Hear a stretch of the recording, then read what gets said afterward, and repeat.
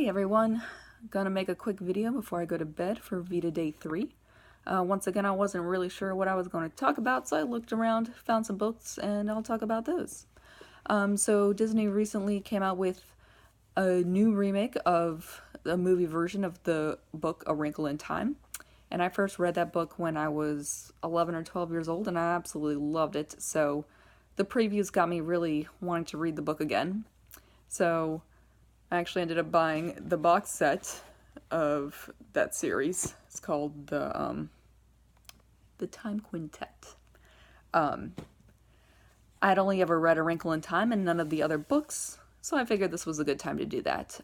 So when I reread A Wrinkle in Time, it did feel like, yeah, this is a children's book, and I'm rereading it as an adult, but for me, it was like going back to see old friends that I knew when I was younger. The book reads pretty quick, but I really like the storyline, the places that the characters go. If for some reason you're not familiar with the book, the basic premise of A Wrinkle in Time is the main character is this girl named Meg. She's about 12. She has 3 younger brothers. 2 are 10-year-old twins, and then a younger brother who's 5, and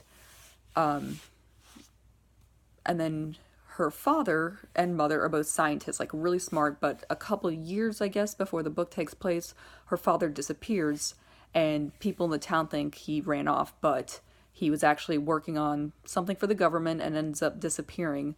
So most of the book is her and her younger brother, Charles Wallace, the 5-year-old, and then a friend from school end up traveling through like space and time to try and find her father.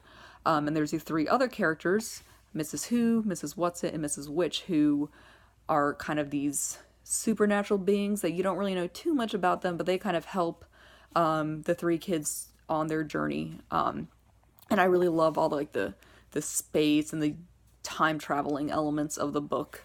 And then Charles Wallace, her youngest brother, has, I guess, some sort of like supernatural psychic type of powers as well. So then the second book in the series is right here, A Wind in the Door. And this one takes place a year later. Kind of focuses again on Meg and Charles Wallace. Her other 2 brothers, Sandy and Dennis, aren't really featured in like the earlier books. And then I need to get around to reading A Swiftly Tilting Planet. This one's the 3rd one and takes place several years later. Charles Wallace is 15, and then I think it's mainly he's like the main character in that one.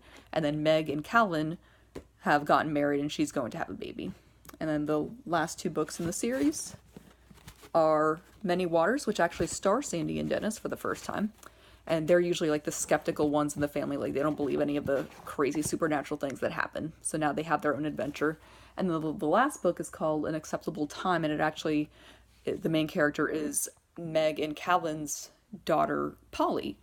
And one thing I think is neat is that this is, a series of 5 books, but I feel like it should actually be, the first 4 should be their own series, because Madeline L'Engle also wrote, while she was writing A Wrinkle in Time in those books, she wrote another series that starred Meg and Calvin's children, and An Acceptable Time is the 4th book of that series.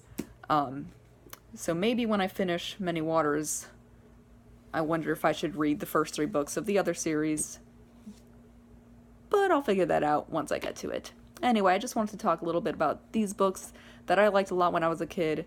They're fun, and probably the sort of thing I'd let my kids read when I eventually have kids. So that was a little longer than I intended it to be. I'm gonna go to bed now, and I'll be back tomorrow. Bye.